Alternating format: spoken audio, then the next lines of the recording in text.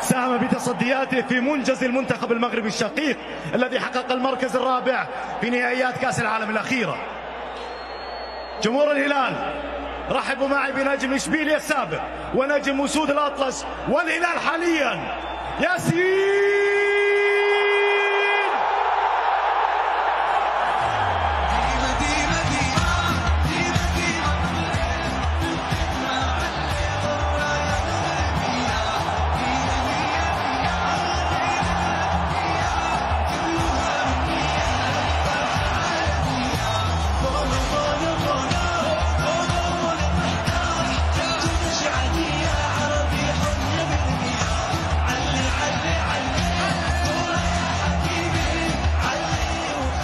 ياسين كيف داير يا صباح؟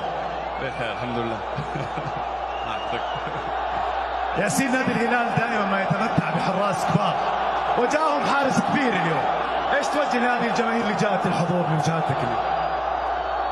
صراحة إحساس كبير نشوف هذا الجو هذا والجماهير كبيرة.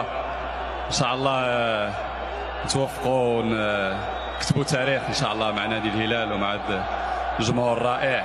تحية لكم وديما هلال.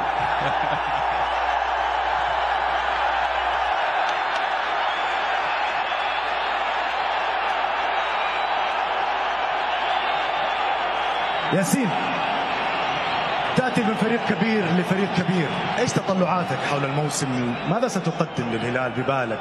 ما الذي تنوي عليه؟